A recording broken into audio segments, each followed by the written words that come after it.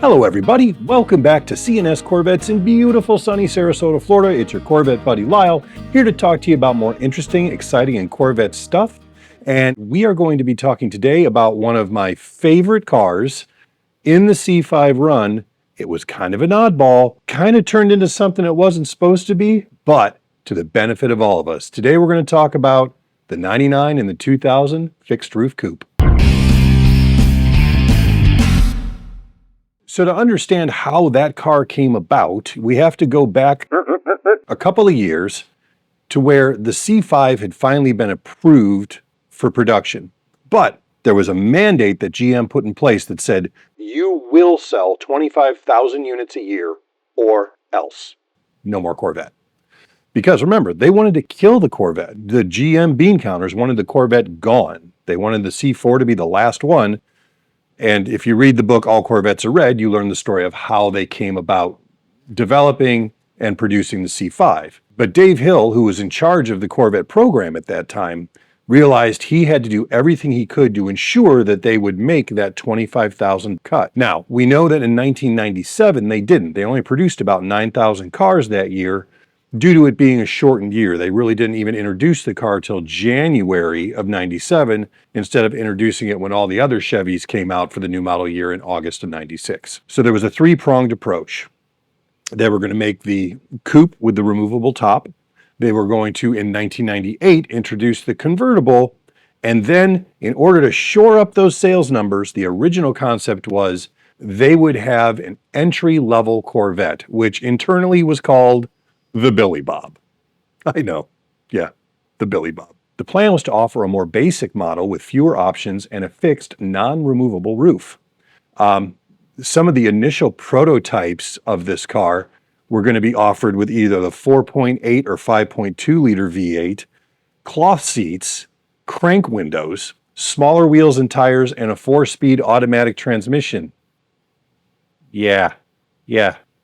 Glad they didn't go with that one, right? One of the unexpected results of this was the FRC's fixed roof design resulted in a significantly stiffer chassis compared to the standard coupe and the convertible. In fact, it was stiffer by about 12%.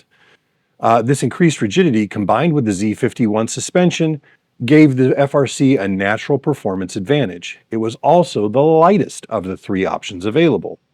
The fixed roof coupe was faster around a track and offered a more direct racer-like feel. Despite the initial budget concept, the fixed roof coupe's performance potential was recognized. So in 99 and 2000, it was offered only with the 6-speed manual. You weren't allowed to have sport seats. You weren't allowed to have tilt telly column. You weren't allowed to have a heads-up display. You didn't even get a power passenger seat.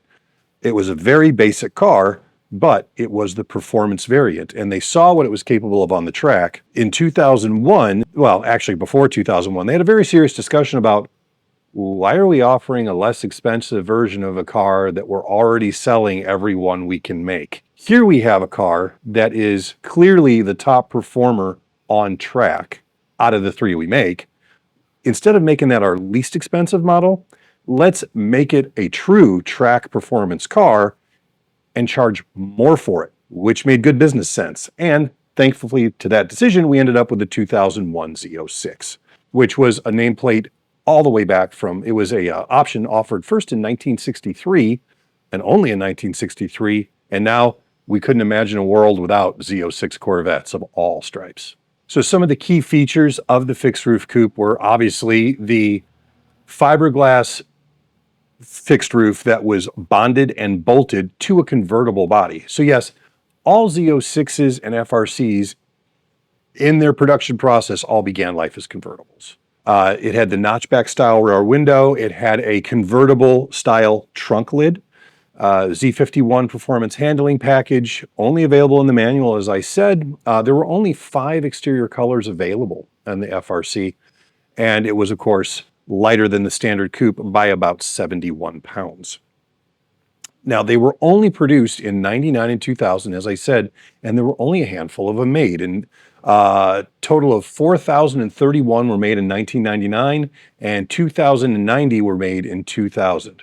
So while they don't have the flash, the glamour, or necessarily the full package like the Z06 did, they are a really interesting developmental step getting into more performance-oriented Corvettes in the C5 family and later. The legacy of the fixed roof coupe lies in its contribution to the development of our Z06 that we all know and love. However, these cars still are quite collectible. If you can find one in nice condition, you can actually get it for a pretty reasonable price compared to what Z06s bring. And you can do a lot of things with it and make it your own kind of thing, whether it's track or show or just street. If you can find a fixed roof coupe, it's a unique car to have.